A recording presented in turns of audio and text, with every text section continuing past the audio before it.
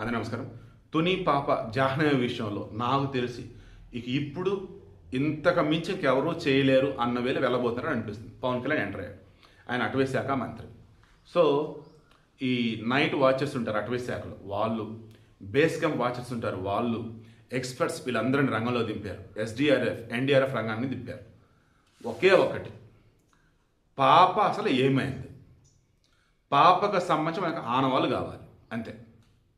మీలో చాలామంది పాపను ఎవరైనా కిడ్నాప్ చేసి ఉండొచ్చు అన్నట్టుగా ఆలోచించారు, లేదా అడవిలోని జంతువులు తినేసి ఉండొచ్చు ఆలోచించారు. ఇంకా చెప్పాలంటే ఒకళ్ళిద్దరు ముగ్గురు కామెంట్స్ పెట్టారు, ఆ కుక్కే తినొచ్చు అన్నారు. కుక్క తినదండి, ఆ కుక్క వయసు 5 నెలలు అంట. నేను క్రాస్ చెక్ చేశాను. 5 నెలలప్పుడు ఆ కుక్కకి నెమ్మదిగా పళ్ళు ఊడిపోయి మన కొత్త పళ్ళు వస్తూ ఉంటాయంట. ఒక కుక్క పూర్తి స్థాయిలో కుక్కగా మారటం అన్నప్పుడు 5 నెలలు అన్నప్పుడు 60 నుంచి 70% కుక్కగా మారిద్దట. సో చిన్న కుక్క పిల్ల, కుక్క పిల్ల కాదు, కుక్క పిల్ల నుంచి కుక్కకి మధ్యలో ఉంది. ఆ కుక్కను మీరు గమనించి ఉండొచ్చు. అందుకని ఆ పసిబిడ్డ అంటే చాలా ప్రేమగా ఉంది, ప్రాణంగా ఉంది. అందుకే ఆ పాపతో పాటు వెళ్ళింది.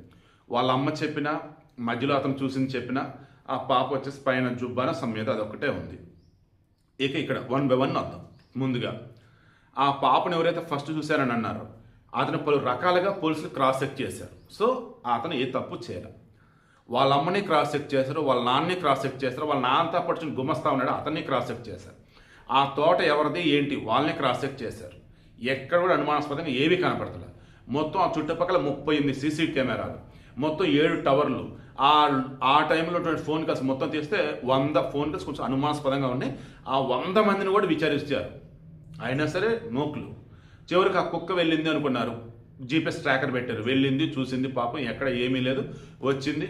ఇక అప్పటికే 3 రోజులు అన్నం లేకుండా ఉండటం, ఆ కొండ మీద ఉందో కొండ కింద పడిందో పాపం ఎట్టని తేరుకుని ఇంటికి వచ్చింది. ఇలా పాప లేదు, మొత్తం జనాలు. సో ప్యానిక్ అయిపోయింది. అదే ఇదిలో దాన్ని ఫ్రీగా వదిలేస్తే అయిపోయేది, దానికి మొత్తం కట్టేసి అక్కడే ఉంచేశారు. దాంతో ఇంకా భయపడిపోయింది.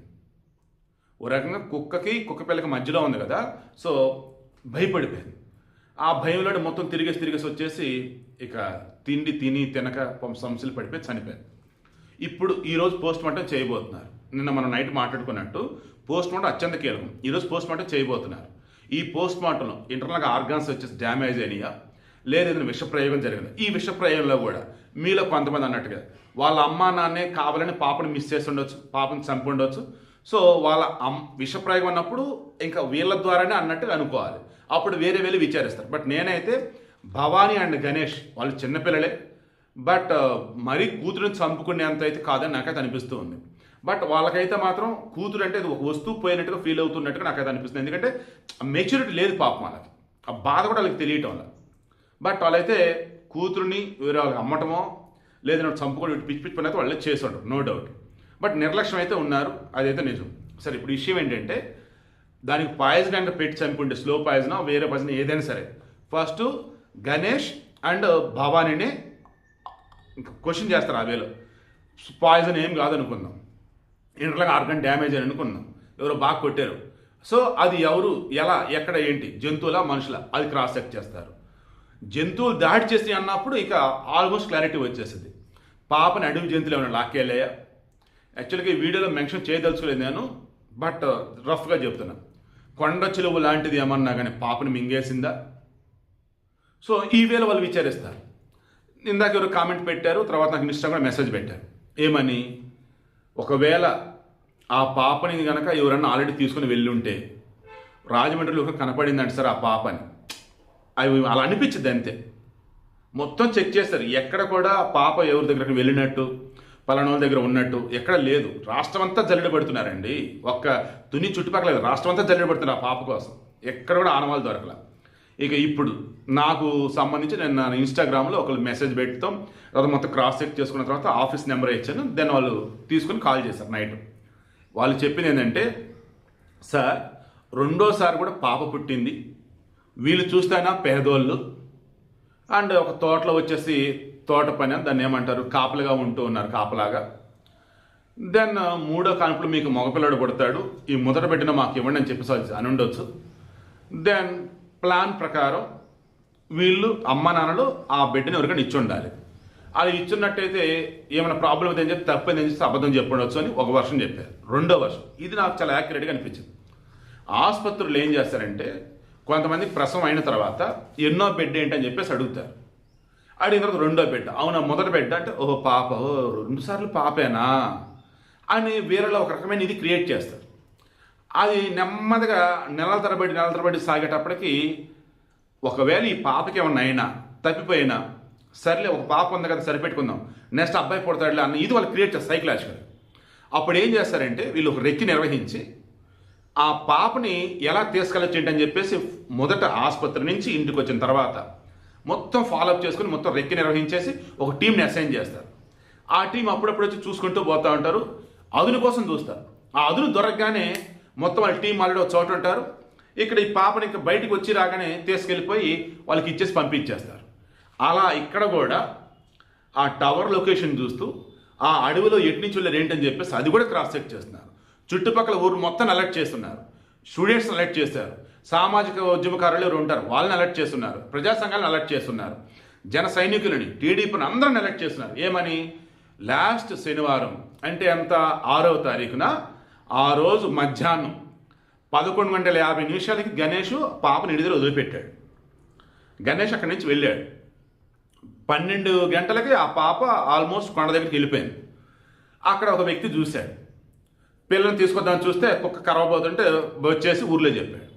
ఊర్లోకి వచ్చి రాగానే ఇంకా హడావుడిగా ముందు గణేష్కి ఫోన్ చేయండి, నా దగ్గర బ్యాలెన్స్ లేదు నువ్వు చేయండి అంటే ఇతను గణేష్కి ఫోన్ చేశాడు. గణేష్ వచ్చేలోపు ఆల్రెడీ వీళ్ళు వెళ్ళిపోయారు. వీళ్ళు వెళ్ళేసరికి 12:15 అవుతుంది. ఆ పావు గంటలోనే ఆ పాపను ఎవరో మాయం చేశారు. కుక్క కనపడలా, పాప కనపడలా. అంటే కుక్కకి ఏదైనా మాంసం మొక్క చూపించి దాన్ని తీసుకెళ్ళి ఉండొచ్చు, పాపకి ఏదైనా చాక్లెట్ చూపించి తీసుకెళ్ళి ఉండొచ్చు. ఇలా తీసుకెళ్తున్న మూమెంట్లో ఈ అడవి మార్గంలో వెళ్తున్న మూమెంట్లో ఇక పాప స్పృహ పడేలాగా చేసి కుక్క వచ్చేసి దానికి ఏదైనా స్లో పాయిజన్ లాంటిది ఇవ్వటం లేదా మత్తు ఇంజక్షన్ లాంటిది ఇచ్చేసి దాన్ని అడవి మధ్యలో ఎక్కడైనా వదిలేసి ఉండాలి, లేదా కొండలో ఎక్కడైనా వదిలేసి ఉండాలి. ఆ మొత్తం అంతా వదిలిపోయి లేచేసరికి కుక్కకి 2-3 రోజులు అయిపోయింది. పాప ఎక్కడ ఎదుర్కొంటూ ఇంటికి వచ్చి ఉండాలి. ఇంటికి వచ్చేసరికి పాప లేదు. దాంతో వాళ్ళ అమ్మని పాప ఎక్కడని చెప్పేసి అడిగింది. వాళ్ళ అమ్మ కూడా ఏం చెప్పలేదు. దాంతో మళ్ళీ భయపడి మరలా వెళ్ళిపోయింది. నెక్స్ట్ డే రోజు మరలా వచ్చింది. వచ్చిన తర్వాత ఇక దాన్ని కట్టేసి అక్కడే ఉంచారు. ఇక ఆ తర్వాత వచ్చేసి జీపీఎస్ ట్రాకర్ పెట్టేసి అడవిలోకి పంపారు. మొత్తం తిరిగింది, 10 కిలోమీటర్ల దాదాపు మొత్తం తిరిగేసి వచ్చింది. ఇక వచ్చిన తర్వాత పాప ఇక దొరకలేదు. ఆ రోజు నేను దాని పాప పక్కనే ఉన్నాను, నేను కాపాడలేకపోని చెప్పేసి బాధ అయి ఉండొచ్చు కుక్కకి. అండ్ ఇంత వెతికిన ఎక్కడ కనపడతలేదు ఏమైంది ఏంటని చెప్పేసి భయం అయి ఉండొచ్చు, బాధ అయి ఉండొచ్చు. ఇవన్నీ కలగలిపి సైకలాజికల్గా పాపం అది కూడా ప్రాణే కదా. సో ఇంకా లోపల ఇదైపోయి పాపం ఆ కుక్క అలా చనిపోయి ఉండాలి, లేదా హెల్త్ ఇష్యూసా లేదా ఏదైనా స్లో పాయింట్ చేసినా అవన్నీ ఇప్పుడు తెలుస్తాయి. పోస్ట్ మార్టం వచ్చాక రిమైనింగ్ మాట్లాడు కుక్కకు సంబంధించి. ఇప్పుడు నేను మాట్లాడుతున్నది అయితే ఒకవేళ ఆ పాపని కనుక కిడ్నాప్ చేద్దాం అనుకుని ఉంటే అది 1 రోజు 2 రోజులు కాదు, దాదాపు 2వ బిడ్డ పుట్టినప్పటి నుంచి హాస్పిటల్ దగ్గర నుంచే ఎవరో ఫాలో అయ్యి మొత్తం ఇదంతా చేసి ఉండాలి. మేజర్గా నాకు ఇదే కరెక్ట్ అనిపిస్తుంది. ఇక ఊరిలో వాళ్ళు కనుక వీళ్ళతో గొడవ పడ్డోళ్ళు ఎవరైతే ఉన్నారో వాళ్ళు క్రాస్ చేస్తే వాళ్ళ ఊరు కాదని తెలిసింది. ఊరిలో ఎవరంటే మొత్తం ఎంక్వైరీ చేస్తుంటే ఎవరు కాదని తేలుతుంది. అంటే దీని అర్థం ఏంటి? ఐఎమ్ షూర్ ఎప్పటి నుంచో రెక్కి చేస్తూ తీసుకెళ్లారు పాపని. సినిమాలో మనం చూస్తూ ఉంటాం, చాలా చోట్ల ఎక్కడైనా పిల్లల్ని కిడ్నాప్ చేసినా, ఎవరైనా మనుషుల్ని కిడ్నాప్ చేసి పట్టుకెళ్ళినా మారుమూల పల్లెటూరులు, మారుమూల అటవీ ప్రాంతాల్లో ఉన్న వాళ్ళని టార్గెట్ చేసి పక్కా స్కెచ్ చేసి పట్టుకెళ్తారు. అది కూడా వాళ్ళ పేరెంట్స్కి ముందు నుంచి కూడా బ్రెయిన్ వాష్ చేస్తూ ఉంటారు.